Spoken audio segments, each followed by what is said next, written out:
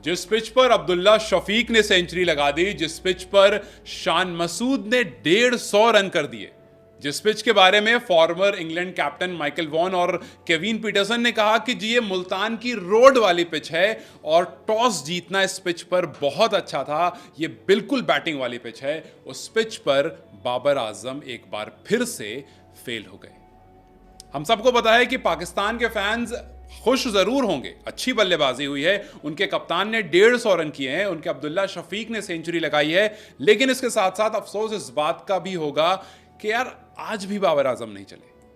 मतलब आपकी second wicket की जो पार्टनरशिप रही वो 250 से ज्यादा रन की हुई और बाबर आजम हर बार की तरह उनको शुरुआत मिली लेकिन उसको वो कन्वर्ट नहीं कर पाए। 30 के स्कोर पर वो आउट हो गए। और वहीं जब आप मतलब आज का दिन बिल्कुल दो तरह का था। एक तरफ आप देखेंगे आपको लगेगा यार बिल्कुल बैटिंग फ्रेंडली पिच है, अच्छे से बॉल बैट पर आ रही है, अब्दुल्ला शफीक, शान मसूद एक लेवल सेट कर रहे हैं, एक एक्साइटमेंट पाकिस्तान क्रिकेट में डाल रहे हैं कि यार पिछले कुछ टाइम से जो डिप डाउन चल रहा था उसको हम दोबारा ऊपर लेकर आ रहे हैं। क्योंकि आपको याद होना चाहिए इससे पहले जब इंग्लैंड पाकिस्तान आई थी और रावलपिंडी में उन्होंने मैच खेला था तो पहले दिन में 500 से ऊपर स्कोर लगा दिया था और वहीं पर शुरुआत हुई थी बेसबॉल की। और बेसबॉल के बारे हमने सुना कि यार बहुत तेज खेलते हैं, कुछ नया तरीका है, ब्रैंडन मैकलम कुछ नया लेकर आए हैं और वो ब्रांड ऑफ क्रिकेट जब हमने देखी तो पाकिस्तान ही नहीं बल्कि पूरी क्रिकेटिंग नेशन उसकी तारीफ भी कर रही थी और थोड़ा सा खौफ भी खाई हुई थी। लेकिन आज पाकिस्तान के इंटेंट देख करके काफ़ी अच्छा लगा। पाकिस्तान के इंटेंट बिल्कुल अलग थी और जो कुछ दिसंबर 1, 2022 में हुआ था जब 500 से ज़्यादा रन लगे थे, कुछ उसकी झलक देखने को मिली। झलक मैं इसलिए कह रहा हूं क्योंकि जब शान मसूद बल्लेबाजी कर रहे थे तो उनकी हाफ सेंचुरी 100 के ऊपर स्ट्राइक रेट पर आ गई। जब उनकी सेंचुरी कंप्लीट हुई तब भी 100 के आसपास का स्ट्राइक रेट था, विच शोड कि आज वो बहुत पॉजिटिव इंटेंट के साथ खेल रहे हैं। उनके साथ अब्दुल्ला शफीक भी काफ़ी पॉजिटिव दिख रहे थे। जब उन्होंने अपनी हाफ सेंचुरी कंप्लीट की तब भी 6 लगाया, जब उन्होंने अपनी सेंचुरी कंप्लीट की तब भी 6 लगाया और इसी इंटेंट की वजह से आज 86 ओवर जो पाकिस्तान ने खेले उसमें 328 रन बना दिए 4 विकेट के नुकसान पर। कोई दो खिलाड़ी जो नहीं चल पाया, एक बाबर आजम और एक साइम अय्यूब। साइम अय्यूब तो खैर बहुत जल्दी आउट हो गए, शुरू में ही चले गए थे, लेकिन बाबर आजम को स्टार्ट मिला, उसके बावजूद वो परफॉर्म नहीं कर पाए। खैर बात पहले उनकी कर लेते हैं जिन्होंने परफॉर्म किया, क्योंकि उनके ऊपर बहुत प्रेशर था। मैं बात कर रहा हूं कप्तान शान मसूद की। इस मैच से पहले एक प्रेस कॉन्फ्रेंस हुई थी और वहां पर उनसे सीधा सीधा सवाल कर लिया था एक रिपोर्टर ने कि आपकी खुददारी नहीं जागती कभी? कभी आपको ये नहीं लगता कि यार मेरी टीम परफॉर्म नहीं कर रही है, ऐसा करता हूं रिटायरमेंट ले लेता हूं, या ऐसा करता हूं कप्तानी से इस्तीफा दे देता हूं? वहां पर शान थोड़ा सा मुस्कुराए जरूर थे। बुरा जरूर लगा होगा कि आपको एक जर्नलिस्ट सामने से सवाल कर रहा है कि आप छोड़ क्यों नहीं देते हो। मुस्कुराए और चुप हो गए। लेकिन आज मुल्तान में जब बल्लेबाजी करने आए तो सबसे पहले अपना वो सेंचुरी का ड्रॉट खत्म किया, जो सूखा पड़ा हुआ था सेंचुरी का उसको खत्म किया। लगभग 4 साल से शान मसूद के बल्ले से सेंचुरी नहीं आई थी, बट आज वो सेंचुरी भी आती है, आज वो ड्रेसिंग रूम भी उठता है, आज वो क्राउड भी चीखता है। और जो कप्तान आपने बनाया, जो आप कहते हो कि जी ये अंग्रेजी बोलने वाला कप्तान है, ये इकलौता वो आदमी है पाकिस्तान का जो इंग्लिश अच्छे से बोलता है, तो उसको आप क्रिटिसाइज करने के लिए कहते हो कि जी अंग्रेजी बोलकर क्रिकेट नहीं खेली जाती।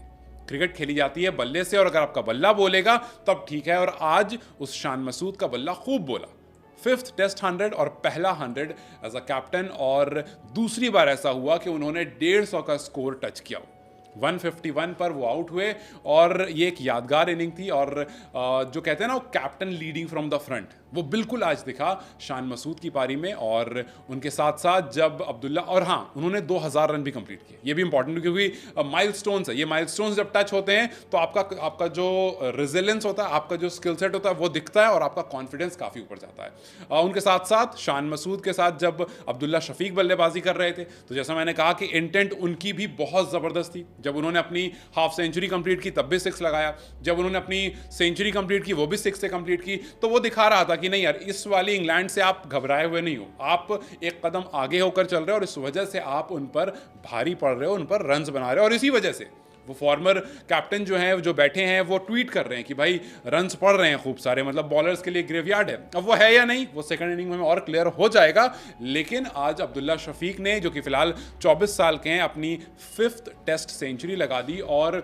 उस लिस्ट में जहां पर 25 साल से कम वाले बल्लेबाज की अगर आप देखेंगे सेंचुरीज या नंबर ऑफ सेंचुरीज, उस लिस्ट में वो बहुत ऊपर आ गए हैं। सबसे ऊपर तो जावेद मियांदाद है जिनके पास 7 सेंचुरी है 25 साल से पहले, फिर उसके बाद सलीम मलिक हैं जिनके पास 6 है, और फिर उसके बाद यूनिस खान, हानिफ मोहम्मद और अब्दुल्ला शफीक, तीनों के पास 5-5 सेंचुरीज है, और अब्दुल्ला शफीक अभी 24 साल के हैं। और ये लिस्ट जो मैंने आपको बताई ये 25 से कम वालों की, मतलब अभी भी उनके पास कुछ महीने बच रहे हैं। अगर वो एक और सेंचुरी लगा देते हैं तो वो सीधा दूसरे नंबर पर आ जाएंगे। खैर, बल्लेबाजी काफ़ी अच्छी रही, 253 रन की पार्टनरशिप ने पाकिस्तान को काफ़ी मजबूत कर दिया, लेकिन उसके बाद जो उम्मीद थी बाबर आजम की तरफ से वो नहीं मिल पाया। बाबर आजम का जो एक फ्लॉप शो था वो कंटिन्यू रहा, क्रिस वोक्स की बॉल पर वो LBW हो गए, और लास्ट टेस्ट 50 जो 2022 में आई थी उसके बाद ये सूखा जो है ये बिल्कुल कंटिन्यू है। कुछ 653 दिन हो गए हैं, अभी तक बाबर के बल्ले से वो हाफ सेंचुरी नहीं आई। और अगर आप 2023-2025 WTC साइकिल देखेंगे तो बाबर ने जितनी भी इनिंग खेली है सिर्फ 2 इनिंग ऐसी रही है जिसमें एक 0 और एक 1 स्कोर आया है, वरना सब में स्टार्ट उनको जरूर मिला, बस वो उसको कन्वर्ट नहीं कर पाए।